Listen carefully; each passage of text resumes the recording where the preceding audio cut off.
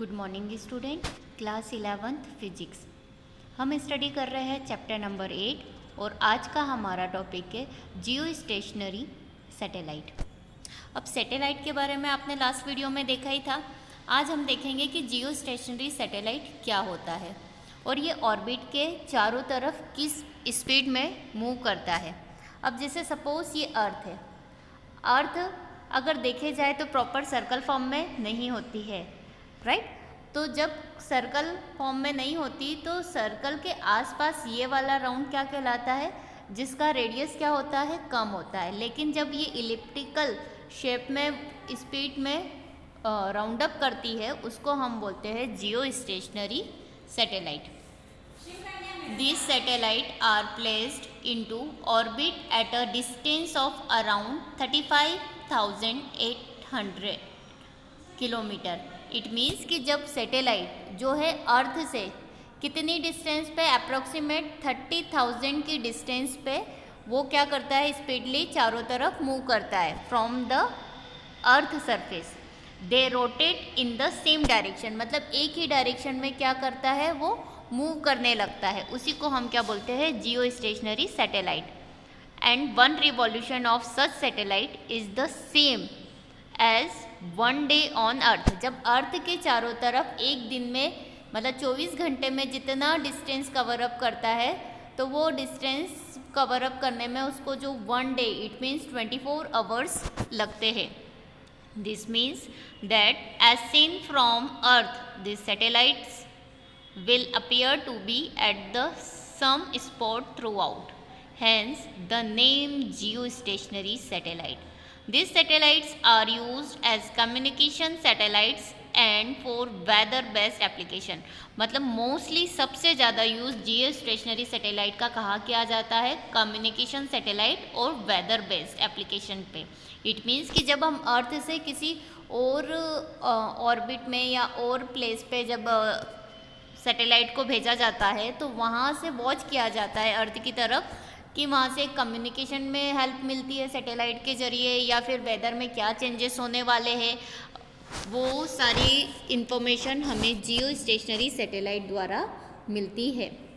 हिंदी में कहेंगे भू-स्थिर उपग्रह या तुल्यकारी उपग्रह।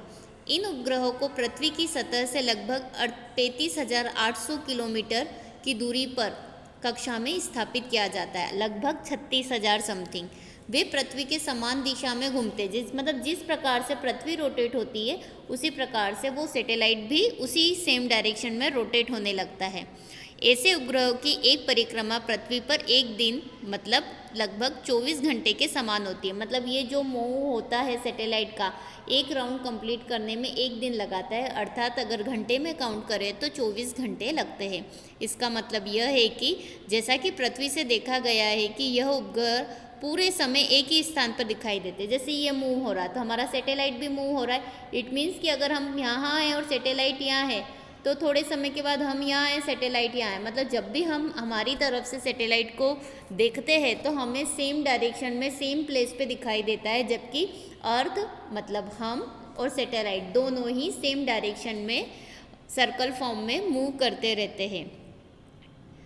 इसीलिए इसे जियो स्टेशनरी उपग्रह के नाम से जाना जाता है और इसका महत्वपूर्ण उपयोग यह है कि संचार, उपग्रह और मौसम पर आधारित अनुप्रयोगों के लिए किया जाता है।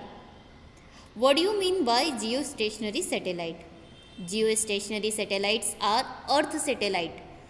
It means कि सबसे ज़्यादा यूज़ अर्थ के लिए किया जाता है। That are placed into orbit at a distance of around 35,800 kilometer from the Earth surface. Geostationary satellite turn in the same direction as the Earth. Their one revolution is the same as 1 day on Earth. This indicated that the satellite will appear at the same spot when viewed from the Earth. मतलब जियो stationery satellite अर्थ से कितनी distance पे move करता है, approximate 36,000 kilometre.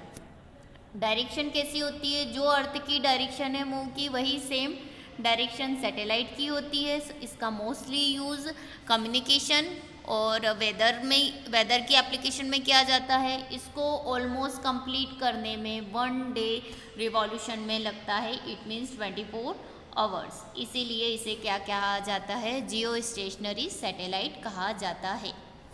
Thank you.